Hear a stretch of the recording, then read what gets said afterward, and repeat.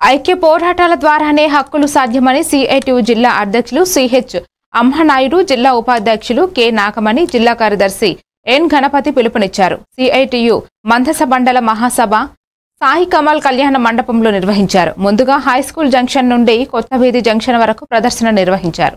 అనంతరం సిఐటియు మండల convener K Keshavarao అధ్యక్షతన జరిగింది. ఈ సభలో వారు మాట్లాడుతూ జీడీ కార్మికులు, రైస్ మిల్లు కార్మికులు, హమాలీలు తీవ్రమైన శ్రమ దోపిడీకి, ఆర్థిక దోపిడీకి గురవుతున్నారని అన్నారు.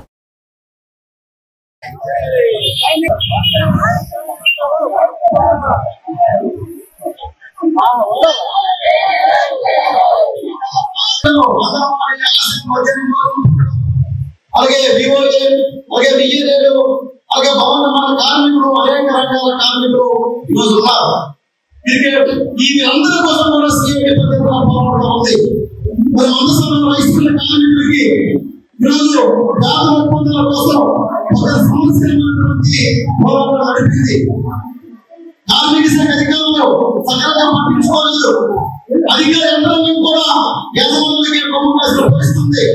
కానీ సిఐటియు నాయకత్వం కార్మికులు కదలకుండా, రావకుండా, పట్టుకోకుండా సమ్మె నిర్వహించి ఆందోళన కార్యక్రమం నిర్వహించి మరి శిక్షణ ద్వారా మరి సమ్మె అనేది విజయవంతం అయింది.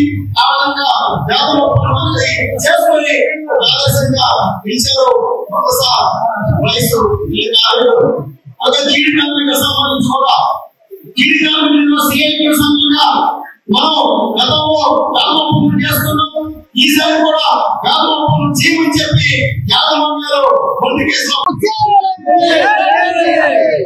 జీడి కార్మికులు పూర్తి స్థాయి కల్పించాలి. జీడి కార్మికులు